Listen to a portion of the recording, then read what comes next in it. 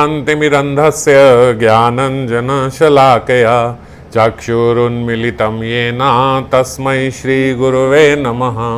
हरे कृष्णा कृष्णा कृष्णा हरे हरे, हरे राम राम राम हरे हरे।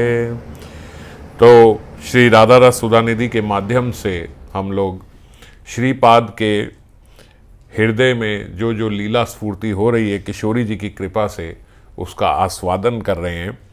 और श्रीपाद के भी हृदय में उद्दम भावोच्छ्वास से उत्कट लालसा उनके हृदय में प्रकट हो रही है, जिसके कारण एक के बाद एक श्रीमती की कृपा से स्फूर्ति उन्हें प्राप्त हो रही है। और बहुत अच्छा ये एक सिलसिला चल रहा है। जब श्रीपाद स्वरूपावेश में हैं तो उस समय सुंदर लीलाएं उनके हृदय में स्फुरित हो रही हैं, और हम साधकों के लिए जब वो भाई आवेश में आते हैं तो बड़ी सुंदर प्रार्थनाओं का दौर चलता है, जिसमें किशोरी जी के रूप की, किशोरी जी की महिमा की, उनके नाम की, उनके गुण की प्रार्थनाएं और उसकी महिमा हम लोग जान पाते हैं। तो अभी तो एक सुंदर लीला उनके हृदय में चल रही है। नंदालय में किशोरी जी गई, नंदालय में फिर वहाँ पे जो संकेत प्राप्त हुआ, उस संकेत से एक संकेत कुंज में, और वहाँ से जब लीला में विराम आया, श्याम सुंदर चले गए, किशोरी जी की करुणा उनको प्राप्त हुई। उसके बाद जो लीला में विराम आया, फिर आज के श्लोक में एक बार वहीं से उनकी लीला दोबारा प्रारंभ हुई।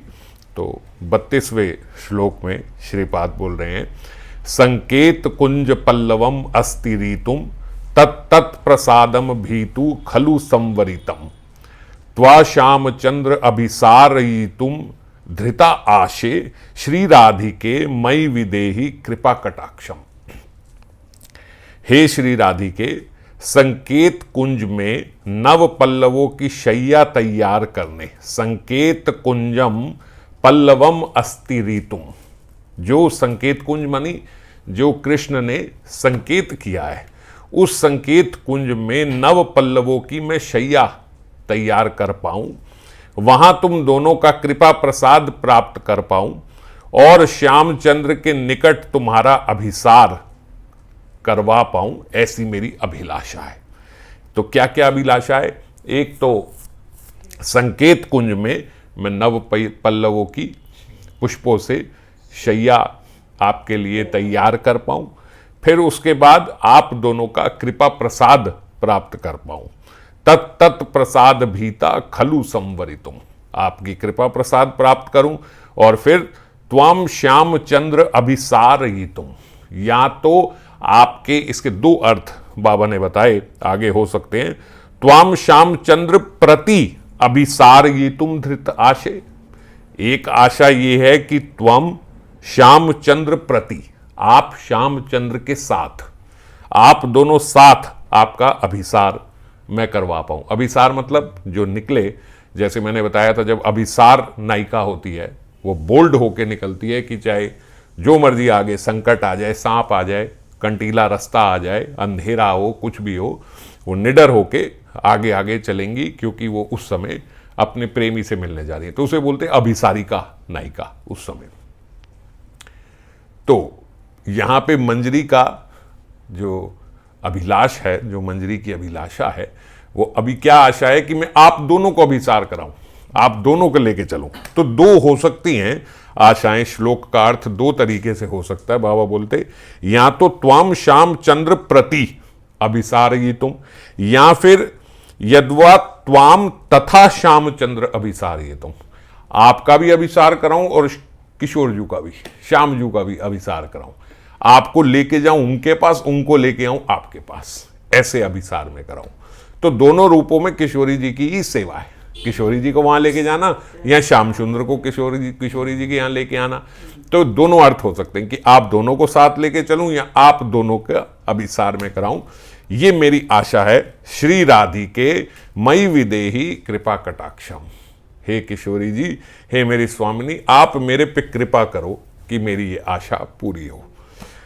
तो बाबा बताते, देखो ये जो हृदय है श्रीपाद का इस समय वो अति उद्गम भावोच्छ्वास से, उत्कट लालसा से अधीर हुआ है इस समय और कोई बात सूझ नहीं रही है इस जगत की। रो रो कर प्रार्थना कर रहे हैं श्री राधिके तव कदा भवितास्मि दासी। कल के श्लोक में था, श्री राधिके तव कदा भवितास्मि दासी, मैं कब आपकी दासी बन पाऊंगी, मैं कब ये सेवाएं कर पाऊंगी। और ये भक्ति अंग का याजन करने से ही बाबा बोलते साधक के भीतर भी ये अनुभव होगा। ये अभी तो हम सुन रहे हैं, ये अनुभव हमारे भीतर कब होगा, कैसे होगा, क्या करना होगा, किसकी कृपा प्राप्त होगी, किसकी कृपा दृष्टि चाहिए होगी, किसका आशीर्वाद चाहिए होगा, कहाँ किसके पांव छुए, किसका हाथ अपने सिर पर रखे, कुछ नहीं। भक्ति याजन करना होगा। जो जो आपको मिल सकता था वो सब आपको मिल गया। आप ये सुन रहे हो, आप ये पढ़ रहे हो, इसका मतलब जो मिल सकता था वो मिल गया। गुरुदेव की कृपा प्राप्त हो गई, उनके शास्त्र प्राप्त हो गए, उनकी वाणी हम लोग पढ़ रहे हैं और श्रीपाद की वाणी भी उसमें है ही, उसी की टीका गुरुदेव के द्वारा की गई। तो सब जो हो सकता था, जितनी कृपा बाहर से मिल सकती थी वो हो गई। अब क्या करना होगा? अब भक्ति अंग का याजन करना होगा। अब आपको भक्ति करनी होगी और जब करेंगे तो यथासंभव ये अनुभव होगा, ये जरूर होगा। और एक बार अनुभव हो गया तो बाबा बोलते इष्ट देव मानो अपना हाथ पकड़ के आपके साथ चलेंगे, आपका हाथ पकड़ के लेके साथ में चलेंगे। अब ये करो, अब ये करो, अब ये करो। ये जो हमारे श्रीपाद के भीतर ये जो इच्छाएं उमड़ रही हैं, ये जो आशाएं उमड़ रही हैं, ये ऐसे ही नहीं है। किशोरी जी स्वयं मानो उनको प्रेरित कर रही हैं कि अब ये करो, अब ये करो, अब ये करो। तो ऐसे लगता है जैसे किसी ने हमारा हाथ पकड़ के हमें लेके जा रहे हैं। हमारे में कहाँ बल था, साथ पकड़ के लेके जा रहे हैं। ये कब होगा? ये जब अनुभव होगा, कुछ अनुभव होगा। कुछ अनुभव कैसे होगा? भजन से होगा। तो भजन करने से पहले, बस भजन का अर्थ यहाँ पे स्मरण से है। हम जो बोल रहे हैं भजन का अर्थ मतलब जो हमारी जो भजन क्रियाएं हैं वो निष्प्राण ना हो। निष्प्राण कब बोलते हैं? कि उसमें क्रिया तो हो रही है मगर क्रिया के साथ मन का अनुसंधान नहीं है, मन का साथ में मेल नहीं है। तो मन जब साथ में लगाएंगे, जब स्मरण साथ में होगा, तो स्मरण प्राण है भजन के।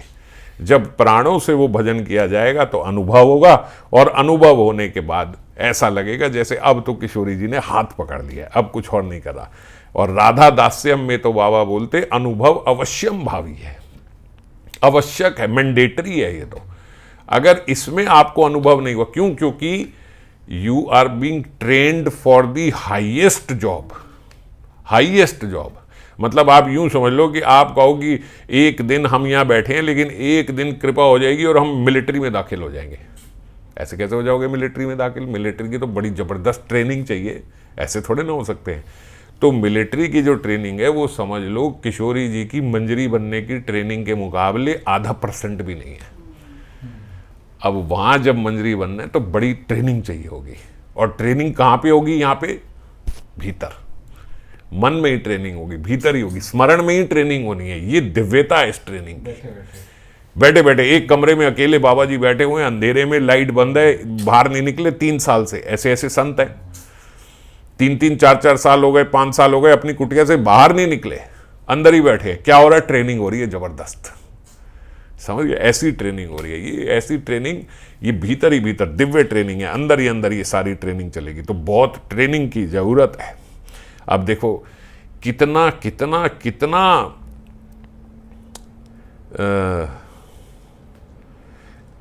शब्द नहीं निकल रहा है मेरे लिए। मतलब इतना बाबा नीचे आके, जैसे श्रीपाद है ना, श्रीपाद के अंदर एक नेचुरल ह्यूमिलिटी है। वो कैसे बोलते हैं कि मेरे अंदर तो कुछ है ही नहीं, आप कृपा करो कि मेरे हृदय में चले, ऐसी मैं तो अयोग्यता है मेरे भीतर, ऐसा बोलते हैं।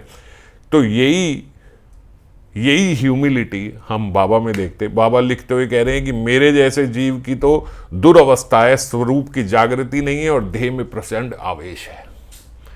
अब ये लिख हमारे लिए रहे हैं, हमारे लिए, मतलब किस प्रकार ऐसे शब्द इतने बड़ी अवस्था में जाके बोले जाते हैं, अभी तो समझ के ही बाहर हैं कि इतनी दैन्यता कैसे आ जाती है, कैसे इतनी दैन्यता कि आप देखो ना, जो हम ये श्लोक पढ़ें इसमें कहाँ ये लीला आ जाती है जो बाबा बता रहे हैं, कहाँ समझ में आती है ये लीला। वो केवल एक आशा कर रहे हैं कि मैं ये कर रहा हूं, अब उसके पीछे की जो लीला है वो कहाँ से समझ में आएगी श्लोक से पढ़ने में। लेकिन गुरुदेव के हृदय में तो पूरी लीला प्रकट हो रही है ये पढ़ने से, और प्रकट हो रही है वो लिख रहे हैं। और जिनके हृदय में लीला प्रकट हो रही है वो बोल रहे हैं मेरे जैसे जीव की तो यही दुर्वस्था है कि स्वरूप में जागृति नहीं है और देह में प्रचंड आवेश है, हाइट है दैन्यता की। और हम लोग जिनका बिल्कुल कोई जागृत नहीं है स्वरूप, एकदम देह में, हमें ऐसे लगता है कि हाँ थोड़ी बहुत अनुभूति तो होती है। महाराज ऐसे ही किसी से बात करो ना, अभी हाँ अनुभूति तो होती है, ऐसा तो लगता है, स्वप्न आता है, ऐसा होता है, ये करता है, तो एकदम बिल्कुल विपरीत इसीलिए ही क्योंकि हमारी अवस्था विपरीत है ना, इसलिए वही बात कर रहे हैं। जिनको आता है, जिनको अनुभव है, उनमें हम स्वाभाविक दैन्यता देखेंगे। एक व्यक्ति अभी पीछे मेरे से पूछ रहे थे ये नाम लेके कि दादा ये जो है ये सिद्ध है, ये तो है ये सिद्ध है। बड़े मन में थोड़ा गुस्सा भी लगा, भाई ऐसे क्यों तुम थर्मामीटर लेके जांचना चाहते हो कौन सिद्ध है कौन नहीं है, कौन नहीं है कौन नहीं है। मैंने उन्हें बोला दादा देखो, आप चलो, आप देखो उनके भीतर कितनी दैन्यता है, आपको थर्मामीटर ही लगाना ना, आप देखो कितनी दैन्यता है। और दैन्यता ये जो आप देख रहे हो उन साधु की, उन संत की, जो ये आप दैन्यता, यही सिद्धता है, असल में यही सिद्धता है। ये दैन्यता बिना सिद्धता के आती ही नहीं है। जो व्यक्ति, जो भक्त, जो संत इतने दैन्य हैं, वो अपने आप को कुछ भी नहीं समझ रहे हैं, यही सिद्धता की निशानी है उनकी, यही है, ये इसी से पता लग जाता है। इनवर्सली प्रोपोर्शनल है ये। अब यहां देखोगे इतना दैन्य तो समझो वो उन ऊंचाइयों पे पहुंचा हुआ है, और यहां आप देखो कि बड़ी बड़ी बातें कर रहे हैं सब माइक लेके कि मेरा ऐसे है, मेरा ऐसे है, मेरा अनुभव ये है, मेरा अनुभव वो है। तो बाबा हम सब के लिए बोल रहे हैं, देखो हमारे जीवन की कितनी बड़ी व्यर्थता है, ये जीवन व्यर्थ चला गया अगर आपने अपने जीवन में स्मरण करके ये ट्रेनिंग ही ना पाई। तो सब कुछ कर लिया, सब हो गया, एडमिशन हो गया, सब हो गया, कॉलेज में सब घुस गए, ये कर गए, वो कर गए, अब बस पढ़ाई करनी थी और वो हमने करी नहीं। उस टाइम हम मस्ती में लगे रहे और अपने साल बर्बाद कर दी। ऐसे ही हमारा है, आ तो गए, परंपरा में तो जुड़ गए, दीक्षा तो हो गई, शास्त्र तो मिल गए, ज्ञान तो मिल गया, देने वाले सिर पे बैठे थे, पर हम लोग अपनी मस्ती में पड़े रहे। तो आहार निद्रा का सुख लेकर निश्चिंत नहीं रह सकते यहाँ पे। ऐसे नहीं कि भाई अच्छे से खाना पीना चल रहा है, अच्छे से नींद हो रही है, सेहत अच्छी चल रही है, सब चल रही है, तो नहीं। बाबा बोल रहे यहाँ हर समय प्रार्थना चलती रहेगी, प्रार्थना चलती रहेगी। क्यों चलती रहेगी? क्योंकि आपकी असली सुखद अवस्था वो है जब आपका हृदय ये श्रीपाद की तरह हो जाए। ये हम इनका हृदय देख रहे हैं ना, ऐसे मत देखो वो तो वो थे, वो नहीं थे। हम सबको ऐसा होना होगा, हम सबके हृदय को ऐसा बनना होगा, ऐसा बनाना होगा। और जब तक ये लेवल नहीं आ रहा है तब तक बहुत प्रार्थनाओं का होना जरूरी है। उसके बाद स्वाभाविक प्रार्थना निकलेगी, उसके बाद स्वाभाविक होगा। मगर देखो, मैं अभी उस दिन बोल रहा था ना मन कैसे नियंत्रण करना है, बताऊंगा, फिर बताऊंगा कभी, आज नहीं बता रहा हूं, लेकिन एक पॉइंट बता रहा हूं। शुरुआती तौर पे हम देखते हैं कि बच्चों का पढ़ाई में मन नहीं लगता। अब उनको हम क्या बोलते हैं, मन लगा के पढ़ो, मन लगा के पढ़ो। मन नहीं लग रहा पढ़ाई में, पढ़ लेता है, उसको बोलते हैं काम करो। उसका उस समय युवावस्था में मन नहीं लग रहा काम में, उसका इधर उधर घूमने फिरने में, इसमें। तो शुरुआती अवस्था में जब मन नहीं लग रहा है तो क्या करना पड़ता है? बुद्धि को ऊपर रख के मन को नियंत्रण करना पड़ता है, मन को ट्रेन करना पड़ता है। किसमें? मन भले नहीं लग रहा, लेकिन बुद्धि कहेगी कि भैया इतने नंबर लाने हैं तो पढ़ना तो पड़ेगा। तो बुद्धि डंडे के जोर पे मन को लगाएगी, क्योंकि बुद्धि से पता है ना हम सब ये स्टेज पार करें, कोई बड़ा मन तो नहीं करता था कि आज बड़ा मन कर रहा पढ़ाई करने का, नहीं करता था। लेकिन बुद्धि क्या बोलती थी, भैया इतने नंबर लाने, पढ़ना पड़ेगा। तो मन मार के भी पढ़ते थे कि नहीं पढ़ते। काम करने का शुरू में मन नहीं करता, लेकिन दिमाग बोलता था भैया सारे लोग मजाक उड़ाएंगे, इतना बड़ा हो गया कुछ नहीं कर रहा, काम तो करना पड़ेगा। तो डाला उसमें, फिर धीरे धीरे मन उसमें निविष्ट हो जाता है, फिर लगने लग जाता है, फिर सब उसी के जैसे संग साथी मिल जाते हैं, फिर वैसे ही क्लास के बच्चे ये वो सब अपने साथ के मिल गए, फिर बिल्कुल वैसा ही सब कुछ माहौल बन गया, फिर लग गया मन। तो इस बात को नोट करो, शुरू में मन नहीं लगा, शुरू में बुद्धि के लेवल पे मन को नियंत्रण करना पड़ा। ऐसे ही भजन है। अब भजन में शुरू में एकदम मन निविष्ट नहीं होगा कि बड़ा मन कर रहा है ये सब करने, आज बड़ा मन कर रहा है रीडिंग करने का, आज बड़ा मन कर रहा है, नहीं कर रहा, तो भी बुद्धि के स्तर पे ये सब करवाओ, यही करना है, ऐसे ही करना है। फिर धीरे धीरे, अब देखो ऐसे हम कितना समय बीत जाता है, हम सोचते हैं पढ़ेंगे, शुरू करेंगे, अब शास्त्र शुरू करेंगे, ये करेंगे, नहीं, लेकिन अब हमारा जो है डंडा आया। मैं भी पिछले कार्तिक के बाद आखिरी में मैंने लास्ट कथा में बोला था कि आप सब चिंता नहीं करना, ये चालू रहेगा। मैं कम से कम रोज 7 नहीं तो रोज 1-2 बार तो ले लिया करूँगा। कई लोगों ने बीच में बोला, आप तो दादा आपने बोला था लोग, मैं अब पक्का लूँगा, करते अगला कार्तिक आ गया। अब क्या है, अब तो डंडा है, अब तो नियम है, अब लेना ही है। पर अब लेना ही है तो हृदय की बात है कि अब पढ़ नहीं रहा है, लेना पढ़ नहीं रहा है, अब आनंद आ रहा है लेने में, और सबको आ रहा है। अब सबको पढ़ने में आनंद आ रहा है, सबको सुनने में भी आ रहा है, करने में भी आ रहा है, बोलने में भी अब आनंद आ रहा है। तो पहले डंडा दिया कि भाई नियम है, अब तो करना ही है। जब नियम का डंडा है तो अब आनंद भी आ रहा है। समझ गए? इसी प्रकार से भजन में शुरू में मन नहीं लगेगा, मगर बुद्धि के स्तर पे एक डंडा देना होगा कि मेरा जीवन किस लिए है, सारा जीवन व्यर्थ चला जाएगा, ये नहीं करूँगा। यही बाबा यहाँ पे बोल रहे हैं, ये जीवन की व्यर्थता है अगर ये सब नहीं हो रहा। तो शुरू में लगाना पड़ेगा मन को, प्रार्थनाएं करनी पड़ेगी, उसके बाद प्रार्थना स्वाभाविक। अभी प्रार्थना करनी होगी, किशोरी जी स्वामिनी कोई तो संकेत दो, एक बार आप संकेत दो, एक बार कह दो तू मेरी है, मेरे भीतर बल आ जाएगा, मेरे भीतर शक्ति का संचार हो जाएगा, मेरे भीतर अभी एंथुजियाज्म नहीं बन रहा है, उत्कंठा नहीं हो रही है। तो आप एक बार स्वप्न में ही आ जाओ, स्वप्न में आके एक बार हाथ पकड़ के बोल दो तू मेरी है, बस फिर देखना। आप एक बार एक संकेत दे दो, ये प्रार्थना है। ये तो प्रैक्टिकल बात है, ये करना पड़ेगा, ये बोलना पड़ेगा, ये प्रैक्टिकल बात कोई प्रार्थना हो जाती है। यही प्रार्थना ये नहीं है कि मेरा स्वास्थ्य ठीक रहे, मेरा बच्चा ठीक रहे, मेरे ये ठीक रहे, मेरा वो ठीक रहे, आप बस मेरा काम ठीक से चलाते रहो, मैं भक्ति करता रहूँगा, आप बस एक बड़े घर की प्रबंध कर दो, मैं, ये सब प्रार्थना नहीं है, ये मंजरियों की प्रार्थना नहीं है। ये बस एक बार बोलो बुलाओ। तो प्रार्थना ये आप बस एक झलक दिखा दो। आप ठाकुर जी, किशोरी जी एक स्वरूप अपना छोटे सा, एक झलक, एक चमक, एक लावण्य की एक बिंदु जरा एक बार आंखों को छू जाए, उसके बाद देखो आप। तो इस प्रकार से हमारे हृदय से ये प्रार्थना निकलनी चाहिए। तो खैर,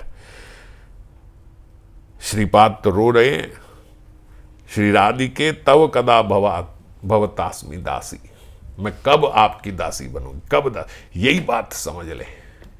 रोज एक बार किशोरी जी को हम भी बोलते हैं, श्री राधिके तव कदा भवतास्मि दासी, मैं कब आपकी दासी बनूंगी। इतना सुन तो रही हूं, इतना पढ़ तो रही हूं, इतना समझ रही हूं, कब मेरे भीतर ये भाव जागृत होगा।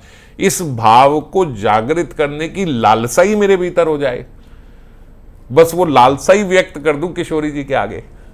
तो जब ये लालसा व्यक्त करेंगे तो अनुभव होगा, बाबा बोलते होगा। प्रार्थना करोगे, आप हृदय से चाहोगे कि होगा, क्यों नहीं होगा। वो यही देने तो चाहते हैं, यही देने के लिए तो हमें इतनी आगे तक लेके आए हैं, पर हमारी इतनी व्यर्थ जीवन जा रहा है, इतनी व्यर्थ साधना जा रही है कि हम यही चीज नहीं मांग रहे हैं, इतनी आगे आके भी ये नहीं मांग रहे हैं। तो मांगेंगे तो मिलेगा। तो श्रीपाद के भीतर लीला की स्फूर्ति वहीं आगे से हो रही है। अनुरागवती को अभिसार के लिए संकेत कुंज लेके जा रहे हैं। सुबह सुबह जब पहले नंद भवन में गए थे, फिर नंद भवन से संकेत प्राप्त हुआ था श्याम जी का कि वहाँ पे जाना, फिर वहाँ से जब श्याम जी को जल्दी जल्दी निकलना था उस समय, तो वो निकल गए। निकलते निकलते फिर एक संकेत कर गए मंजरी को कि अब इधर। संकेतों का दौर बड़ा चलता रहता है वहां पे, रोज का है, रोज का है। एक जगह लिखा है विलाप कुसुमांजलि में कि किशोरी जी की जो सखी मंजरी है वो श्याम को संकेत दे रही हैं कि इस कुंज में मिलना। तो कैसे संकेत दे रही हैं? बोले श्याम जी बैठे हुए हैं नीचे, मंजरी खड़ी हुई है, वो खड़ी हुई मंजरी अपने पांव की उंगल से उसने नीचे लिख दिया है कि इसमें आ जाना। ऐसा राधा दास से है भैया, यहाँ ये कुछ नहीं है कि वो नीचे बैठे हैं तुम खड़े, तो और वो उसी के सामने पैर से लिख रही हैं यहाँ पे पहुंच जाना। और श्याम जी जो है वो यहाँ अपना एक पुष्प लगा के रखते हैं एक कान में, कन्नेर का पुष्प। तो अलग अलग पुष्प लगा लेते हैं, मौज है उनकी। वो पूरा पुष्पों का हार पहने, कोई भी एक पुष्प निकाल लिया, एक यहाँ पे लगा दिया, और जो यहाँ पे लगा दिया, तो मान लो आज के दिन बसंत सुखदा कुंज में मिलना है, तो वो बसंत का एक पुष्प निकाला और वही बसंत का पुष्प यूं दिखाया, बस समझ गई बसंत सुखदा है, जो सुखी हो रहे हैं, और बसंत का कुंज आज वहीं पे संकेत होगा। चलते चलते चलते चलते एक असिताम्बुज कुंज में आज मिलना है, तो एक उसी वर्ण का एक पुष्प जो ये डाला, क्या वर्ण है देखो, बस क्या वर्ण है, वो पुष्प उसके हाथ में, ओ ये वर्ण, अच्छा इस कुंज में मिलना है। अलग अलग प्रकार के संकेत हैं। एक जगह बड़ा सुंदर लिखा है, बोला एक जगह यहाँ पे पुष्प श्याम सुंदर लगाते हैं, यहाँ के पुष्प को ऐसे उछालते हैं, वो हवा में जाता है, हवा में लिपिबद्ध होके लिख के वो दूसरे कान में आ जाता है, किस वो समझ गई मंजरी, ये लिख दिया। हाँ, तो जब इस कान से इस कान में किया, बीच में लिपिबद्ध लिखता हुआ वो आ गया, यहाँ पे इस कान में आके टिक गया। तो इस प्रकार अलग अलग प्रकार के संकेतों में, तो अब जो संकेत हुआ था, श्याम जी ने जो जाते हुए संकेत किया था, मंजरी वहीं पे अनुरागवती किशोरी जी को अभिसार के लिए वहीं लेके जा रही हैं। और स्वामिनी आज भीता है, डरी हुई है, डर रही हैं, रात का समय है, अब रात हो गई, इस जो लीला है रात के समय रात हो गई, और भयपूर्वक चकित नेत्रों से इधर उधर देख रही हैं। भय इस बात का कि छुप के निकली है, कहीं कोई देख ना ले, कहीं पता ना लग जाए। अब ये सिर्फ किशोरी जी के चलने चलने पे बड़ी सारी व्याख्याएं हैं कि जब चलती हैं तो वो लावण्य सार हैं, उनके लिए अंधेरा क्या है, वो जहाँ जाए वहाँ प्रकाशित हो जाए। तो इस प्रकार से वस्त्रों से गहनों से ढकी हुई हैं, तभी तो श्याम सुंदर बोलते हैं तुम्हारा स्वरूप तो ये गहने वहने जो है ये सब तुम्हें सौंदर्य थोड़ी बनाता है, ये तो ढक देता है तुम्हारे सौंदर्य को। तो इस प्रकार से आभूषित हैं, इस प्रकार से पुष्प। अब जैसे अब ये चंद्रमा अभी पूर्ण है, तो इन दिनों सफ़ेद रंग के कपड़े, जैसे थोड़ा थोड़ा लाइट होता जाएगा तो क्रीम कलर के, थोड़ा और फिर येलो, फिर उसके बाद फिर डार्क कपड़े, फिर करते करते करते करते जब एकदम अमावस आ जाती है तो काले रंग के वस्त्र। तो बिल्कुल जैसा मौसम है, बीच में नील वस्त्र भी आते हैं, आधा है जब तो नीले वस्त्र। तो जैसे जैसे जैसे जैसे होगा बिल्कुल उसी बाहर का जो वर्ण है उसी वर्ण के वस्त्र पहन के, ताकि एकदम कैमोफ्लेज हो जाए, एकदम पता ही ना लगे उसी वर्ण के निकल रहे, वो सारा लावण्य जो है वो ढक लिया। अब आज भीता डरी हुई किशोरी जी जा रही हैं, इधर उधर नेत्रों से देख रही हैं, तो बोल रहे नेत्रों से जो देख रही हैं तो नेत्रों में उजाला है। जब इधर उधर अपने नेत्रों से देख रही हैं, उन जगहों पे वृंदावन सुंदर होता जा रहा है। ऐसे लग रहा है जैसे काले घने जंगल में जा रहे हैं, रात्रि का समय जंगल में जा रहे हैं। और किशोरी जी ने उधर देखा तो मानो जैसे किसी ने टॉर्च डाल दी होगी, वो आहा इतना सुंदर, कोई बड़े सुंदर बगीचे में आप जा रहे हो लेकिन घना अंधेरा है, तो डर ही लगेगा, अजीब सी जगह है, पता नहीं। अब जंगल और वन में क्या फर्क जब अंधेरा हो गया तो, लेकिन जब हल्की सी रोशनी उस पर पड़ी तो अरे बड़ा सुंदर है। तो ऐसे किशोरी जी बड़ी प्लीजिंग लाइट है, आप एज्यूम मत करना ऐसे कि भाई वो हेडलाइट लगा दी तो कैसा दिखेगा, बड़ी प्लीजिंग नेचुरल लाइट। जैसे इधर देखते हैं तो वो नेचुरली जो जो रंग है वो दिखने, ओह सुंदर दिखने लग गए। तो इस प्रकार डरती हुई इधर उधर देख रही है और मंजरी आनंद ले रही है, आह कितना सुंदर वृंदावन दिख रहा है।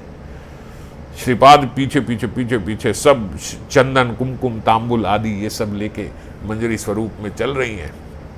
और किशोरी जी को जब देखा डर के इधर इधर उधर बोल रही हैं, तो किंकरी पूछ रहे, किशोरी जी डर किस बात का? आपको यदि डर लगे मेरी ओर एक बार देख लेना, डरो मत, चलो आप चिंता ना करो। बाबा बोल रहे, देखो धन्य राधा दास से वो स्वामिनी की अभयदात्री बनी हुई है, स्वामिनी को अभयदात्री दे रही है, मूल शक्ति के अंतस में शक्ति का संचार कर रही है मंजरी। आप डरो मत, ऐसे आपको कोई, आप मेरी ओर देखना, डरने की जरूरत नहीं, चलो आप, कोई दिक्कत नहीं है, सब यहां पे चलेंगे, वो करेंगे। तो अब जब वहां पहुंच जाते हैं तो श्रीमती के इशारे पे, अभी श्याम सुंदर नहीं आए। सुबह हमने जो कल लीला सुनी थी उसमें श्याम सुंदर ने रचना करी हुई थी। यहाँ इस कुंज में अभी श्याम सुंदर नहीं आया, पर रचित है, जो सखियां थी उन्होंने सब रचना की हुई है। किशोरी जी ने जो मंजरी को, श्रीपाद जी को इशारे से बोला कि ये विलास शैया जो है इसको ठीक से यथाव्यवस्थित कर दो। उन्होंने नव पल्लवों से सब ठीक से वो यथाव्यवस्थित कर दी। विरोध कंठा किशोरी जी के अंदर, और वो वहाँ पे विरोध कंठिता होकर बैठी है, इंतजार कर रही हैं अब उस शैया में कि आएंगे, अभी आए नहीं है। अब करते करते करते करते देखा तो थोड़ा समय बीत गया और वो आए नहीं अभी श्याम सुंदर। तो श्रीमती भी विरोध कंठिताएं उस समय, और किंकरी भी परेशान हो रही है कि भाई अभी तक क्यों नहीं आए, इतना समय हो गया।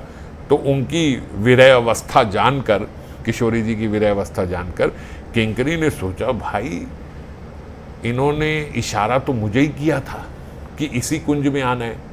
अच्छा अब आए तो शैया वगैरह भी मैंने ही सब ठीक करी है, ऐसा तो नहीं कोई गलत संकेत दे दिया था या मैंने गलत समझ लिया, कुछ कर दिया। और किशोरी जी भी विरोध कंठिता हो रही हैं, तो दोनों का सोच के कि भाई इनके लिए भी थोड़ा परेशान है कि वो हो रही हैं, और थोड़ा अपने पे भी लग रहा है कहीं मैंने ही तो नहीं गलत सोच लिया। तो उन्होंने किशोरी जी को बोला कि आप रुको, मैं देख के आती हूँ। और देखने के लिए निकली। वहाँ पर श्यामजू जो हैं वो निकले हुए हैं, और वो राधा विरह आकुल हैं वो भी, और विरह में देखते देखते देखते देखते वो गलत जगह पे चले गए। अब अंधेरा है ना, और उनका तो वर्ण भी शाम ही है, उनका तो बड़ा उज्ज्वल वर्ण भी नहीं है कि चमक रहा है। करते करते अंधेरे में दूसरी दिशा में चले गए, पता ही नहीं चल रहा कि मेरे को कहाँ पे वो भी विरोध कंठित होते। जब शाम जो होते हैं वो भी बड़े, उधर किशोरी जी के लिए हमने पढ़ा था, ये भी मद विहल चारु मूर्ति हैं, ये भी मद विहल चारु मूर्ति हैं। तो ये भी उस समय इधर उधर करते हुए अब जब घूम रहे हैं तो दूर से जो पवन आ रही है उसमें स्वामिनी की अंग गंध आ रही है। तो लग रहा है मैं हूं तो कहीं आसपास ही, किशोरी जी की गंध आ रही है मेरे को। यहाँ पे हमने पहले पढ़ी थी, एक आध दिन पहले हमने पढ़ी थी कि मेघों ने कैसे उस समय सेवा करी थी, कैसे मेघों ने सेवा, आज पवन सेवा कर रही है। वृंदावन की हर चीज महाराज चिन्मय है, सब सेवा कर रहे हैं। तो यहां पे जब उनको देखा कि श्यामजू रास्ता भूल गए हैं, मद विहल हो रहे हैं, तो पवन ने किशोरी जी की गंध वाहन करके इनके समीक्ष ले आई, इनके समझ। अब इनको जब गंध आई तो लग रहा है, और वो बोलते वो गंध ही उन्हें सचेत करे हुए है, वरना मूर्छित हो जाते विरह में, क्योंकि इधर उधर घूम रहे हैं, पता लग नहीं रहा डायरेक्शन, इधर जानी थी चले इधर गए हैं, वहां ढूंढ रहे हैं। तो जो लेकिन गंध आ रही है वो जागृत करे हुए है, वो संचार कर रही है शक्ति का कि नहीं नहीं हूं, इधर ही हूं, यहीं सही जगह पे जा रहा हूं। किंकरी ने अब उनको देख लिया है, मंजरी ने दूर से, और अब जब श्याम सुंदर को देख लिया है थोड़ी दूर से, तो ऐसे उत्कंठित नागर को देख के वो पीछे छुप गई। अब मंजरी ने देख तो लिया, अब देखो ऐसे नहीं कि देख लिया तो देखते ही तुरंत हाथ पकड़ के लेके जा, भैया चलो आप ही को ढूंढने आई थी। अब वो अपना आनंद ले रही है, वो अब छुप गई है पेड़ के पीछे। क्यों बोल रहे, आज शाम का मुखारबिंद देखने वाला है, उनकी रूप माधुरी का आस्वादन ले रही है। आप कहोगे मंजरी क्यों भाई श्याम सुंदर के रूप माधुरी का आस्वादन ले रही है? तो बोलते उनके भीतर जो विरह कातरता है ना, जो राधा विरह आज उनके चेहरे पे दिख रहा है, ये मंजरी को बहुत बढ़िया लग रहा है। मजा आ गया कि राधा के विरह में कैसे बावले हो रहे हैं, इधर उधर घूम रहे हैं। और श्याम ने भी टेढ़ी नजर करके देख लिया ये पेड़ के पीछे खड़ी है मंजरी। भागते हुए उसके पास आए, भागते हुए, भैया सखी तुम्हारी अधिष्ठात्री देवी कहाँ है, कहाँ है तुम्हारी स्वामिनी? मैं कब से इधर उधर विरह आकुल होके घूम रहा हूँ, मुझे समझ ही नहीं आ रही। अब जो मंजरी ने सुना कि ये है तो कहा, हो आज तो मैं आपकी कोई मदद नहीं कर पाऊंगी श्याम। मदद नहीं कर पाओगी मतलब क्या हुआ, क्या हुआ, क्या है? मुझे ले चलो फटाफट वहाँ पे। कहाँ पे? अरे आज वो आई कहाँ, नागरी मणि तो आज अपने घर पे ही रह गई, घर पे रह गई। पर ये तो यही समय निर्धारित हुआ था संकेत कुंज का, यही इसी उसमें कुंज में आने, नहीं आ पाई। क्यों नहीं आ पाई, क्या हुआ? वो वन में क्यों नहीं आई? मुझे तो लग रहा है वो यहाँ, नहीं वो नहीं है। तो वो इस समय क्या कर रही है? बोले इस समय तो वो दही के भ्रम से पानी का मंथन कर रही है। श्याम जी बोल रहे क्या बोल रही हो? इस समय दही मंथन? रात के समय की तो सुबह के समय होता है दही मंथन, इस समय कर रही हैं।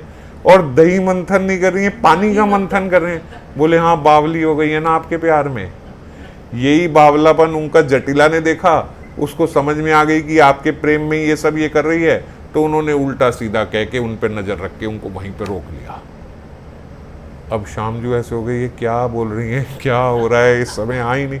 बोले तुम सच कह रही हो वो नहीं है? बोले हाँ नहीं आई है। तो अब थोड़ी देर में श्याम जी सचेत हुए, अरे एक बात सुनो, उनकी तो अंग गंध मुझे आ रही है, वो तो यहीं है अभी, मुझे इतनी बार उनकी अंग गंध आई कहाँ है? अरे श्याम जी वो तो उनका प्रसादी लहंगा मैंने पहन रखा है, ये वस्त्र उन्हीं के तो हैं प्रसादी, तो इन वस्त्रों में से आपको उनकी गंध आ रही है, वो कहाँ आई है? अब बोलते श्याम जी बिल्कुल उदास होके बैठ गए, क्योंकि मैंने बताया यही तो संचार कर रही थी जो अंग गंध थी। अब पता चला वो अंग गंध भी उनकी नहीं है, वो तो उनके वस्त्रों से आ रही है जो मंजरी ने पहना है। बोले एकदम निराशा में जाके मूर्छित होने को थे, तो मंजरी ने बोला सुनो सुनो सुनो सुनो, मैं तो मजाक कर रही हूँ, किशोरी जी तो आई हुई है। अरे इस तरीके का कोई मजाक करता है क्या? जल्दी जल्दी लेके चलो। बाबा बोलते देखो मादन आखे माँ बाप तो इनकी मुट्ठी में है, किशोरी जी के तो भीतर है मादन आके, ये मंजरियां तो अपनी मुट्ठी में ले घूमती हैं मादन आके माँ बाप, जब मर्जी जैसे मर्जी घुमा दिया। इनके हाथ की सामग्री है राधा किंकरियों की, इनकी इतनी बड़ी मैया आनंदमय के अंतस में आनंद संचार कर दी है। जो स्वयं आनंद मूर्ति हैं भगवान श्री कृष्ण, उनके भीतर आनंद का संचार ये कर रही हैं। अब उनका आनंद वर्धन करने के लिए तो ये लीला करी है। नहीं आए नहीं है, हम भी ऐसे सरप्राइज देते हैं ना लोगों को, पहले एकदम बिल्कुल ऐसे कुछ आया ये आया, तो ये सरप्राइज देने के लिए मंजरी ने लीला करी। वो उठ गए, लेके चली। अब देखो अब पवन का डबल रोल है। अब ये पहले तो श्याम सुंदर के भीतर संचार कर रही थी ऊर्जा का कि जगे रहो किशोरी जी यहीं है। और अब जब यहां इतनी देर हो गई, वहां किशोरी जी विरोध कंठित हो रही हैं कि भैया कहां है। अब पवन श्याम की गंध लेके किशोरी जी तक पहुंच गया। अब उल्टा, अब जब ये जा रहे हैं तो अब श्याम की गंध किशोरी जी को आ गई, और किशोरी जी हाथ जोड़कर प्रार्थना कर रही हैं, हे गंधवा तुम कौन सी तपस्या की थी जो श्याम जी का अंग संग तुम्हें प्राप्त हो गया, मुझे नहीं हो रहा, और देखो तुम्हें प्राप्त हो गया। ऐसी कौन सी तपस्या करी थी, मेरे पे कृपा करो, मैं भी वही तपस्या कर पाऊं और उनका अंग संग मुझे प्राप्त हो जाए। इतनी देर में किंकरी झट से वहां पे लेके आ गई, उत्कंठित युगल का मिलन करा दिया। उनकी सेवा से श्रीमती अति संतुष्ट है, और श्रीमती ने मन में सोचा आज पुरस्कार देना होगा इस मंजरी को। श्याम सुंदर तांबुल चबाते हुए आ रहे हैं। अब जब रास्ते में आ रहे हैं, वो मिल गई हैं, तो तुरंत अपना एक तांबुल वगैरह चबाते हुए, या मंजरी ने दिया होगा उस समय, तांबुल चबाते हुए आ रहे हैं। श्याम सुंदर ने अपना चबाया हुआ तांबुल किशोरी जी के मुख में डाल दिया। अपने मुख से अपना चबाया हुआ तांबुल किशोरी जी के मुख में डाल दिया, और किशोरी जी बोल रही हैं छी छी, ये शत कामुकी का उच्चिष्ट तुम्हारा धरामृत मैं नहीं खाऊंगी, ये मेरे मुंह में डाल दिया। और उन्होंने अपने मुंह से एक पत्ते में निकाल के किशोरी जी ने मंजरी के हाथ में, ये तुम रखो। अब ये जो है ये पुरस्कार है मंजरी के लिए, मगर इस स्टाइल से दे रही है। किस स्टाइल, एक ऐसे नहीं कि ये देखो ये तुम्हारे लिए, जो निकट का संबंध होता है ना, एकदम निकट में इतना थैंक यू और इतना फॉर्मली ये सब नहीं दिया जाता पुरस्कार। ऐसे देंगी, लो ये तुम्हारे लिए अरे मंजरी किशोरी जी पुरस्कार की क्या आपकी हूं मैं, तो ये सब क्या। तो इसलिए तिरस्कार भाव से पुरस्कार दे रही है। छी छी, अय हाय, ये शत कामों की हो तुम, तो तुम्हारा उच्चिष्ट एकदम वहां से निकाल के मंजरी को, धन्य हो गई मंजरी। आहा, ये है रसमयी दासी का रस पुरस्कार बाबा बोलते हैं। अब जब ये, और प्रसाद का अच्छा एक और अर्थ भी है, ये यहां पे इन्होंने ही मांगा था ना, तत् प्रसाद भी थे, आपका प्रसाद, आपकी कृपा प्रसाद मुझे मिले। तो प्रसाद का बाबा बोलते एक अर्थ ये भी है कि आज्ञा सेवा हो। एक सेवा तो होती है कि मैंने जान ली, मैंने मनोभिष्ट जान लिया, मैं ये कर दिया वो कर दिया, वो बहुत उच्चतम सेवा है। और एक ममत्व में भी सेवा दी जाती है, अपनेपन में, प्रेम से। जैसे हम कितना, मतलब हृदय ऐसे होता था कि बाबा के समक्ष खड़े, अगर बाबा हमसे कुछ मांग ले, एक बार बाबा ऐसे क्या ये देना, अरे ये देने में इतना गौरव फील होता था कि बाबा ने बोला ये देना है, या बाबा ने जब जब कोई सेवा कृपावश दी है तो कितना आनंद हुआ है कि बाबा ने बोला ये करना है, ये करना है, करना है। और कितना, मैं आपको बताता हूँ कि क्या क्या उस समय इतना आनंद होता था जब कभी बाबा की सेवा प्राप्त होती थी। तो वही राधा रानी से डायरेक्ट सेवा प्राप्त हो जाए। किशोरी जी बोलेंगे ये कर दो, वो कहाँ बोलती हैं किसी को कुछ, और उन्होंने बोल दिया ये कर दो, तो किशोरी जी ने बोलते, उन्हें बोला कि ये विलासशैया तो ये अब विमर्दित हो गई, क्योंकि उस पर अभी तो किशोरी जी तो बैठी थी, उस पर इतनी देर से विरोध कंठता हो रही थी। तुम ऐसा करो, सुकोमल पल्लवों से फिर विलासशैया तैयार कर दो, दूसरे कुंज में, साथ वाले कुंज में विलासशैया तैयार कर दो, ये खराब हो गई। अब वहीं पे बोलते उन्होंने सेवा भी करी, मंजरी ने वो सेवा भी करी, और कुंज रंध्रों से वो दर्शन भी किए। किंकरी विलास मधुरी देखने के साथ साथ यथा योग्य युगल सेवा का सौभाग्य प्राप्त कर धन्य हो रही है, देख भी रही है, और वहां पे वो सेवा भी मिल रही है। और इतनी पर्सनलाइज्ड कि जो जो हो रहा है वो सेवा मैंने ही करी है, मुझे ही बोली गई थी, मेरे को ही बोला था ये सब करना है। ये सब यूं अभी कर रही थी, देख रही थी, बस जैसे ही देखने लगी तो स्फुरण का विराम हो गया। तुम दोनों की वैसी सेवा के लिए आशा लगाए बैठी हूं किशोरी जी, ये कब ऐसी मुझे सेवा प्राप्त होगी, तुम्हारी करुणा के बिना ये प्राप्त नहीं हो सकती। इसीलिए प्रार्थना कर रही है, श्री राधिके मय विदेही कृपा कटाक्षम, आप मेरे पे कृपा करो, मुझे ऐसी सेवा फिर प्राप्त हो। तो इस प्रार्थना के साथ आज की ये लीला और श्लोक समाप्त हुआ। कल फिर आगे चर्चा करेंगे। जय राम।